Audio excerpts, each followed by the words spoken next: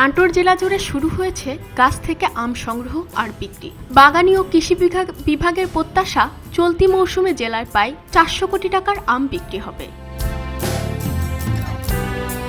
তথ্যমতে জেলা প্রশাসন ও কৃষি বিভাগের নির্দেশনা অনুযায়ী চলতি মৌসুমে জেলার বিভিন্ন উপজেলায় গুটি বা আটি আম সংগ্রহ শুরু হয়। 15 মে শুক্রবার, 16 মে শনিবার থেকেই বিভিন্ন বাজারে বিক্রি শুরু হয় আম। সরজমিনে সদর উপজেলার দীঘাপতিয়া বাজার, নাটোর শহরের নিচা বাজার, স্টেশন বাজার ছাড়াও বিভিন্ন উপজেলার সদরে ওই আম বিক্রি হতে দেখা যায়।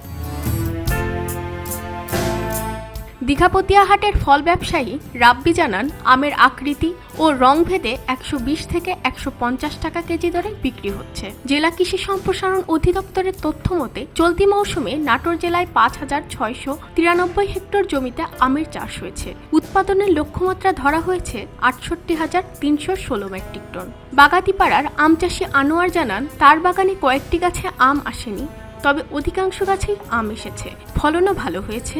দাম ভালো পেলে ভালো আয়ের আশা করছেন তিনি।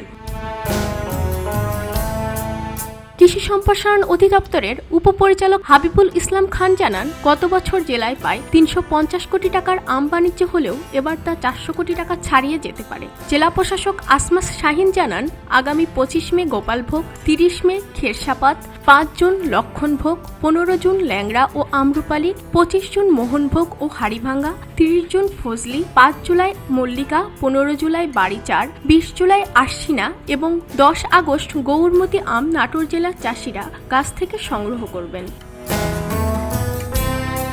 খবরের কাগজ, নিখাত, নির্ভীক, নিরপেক্ষ।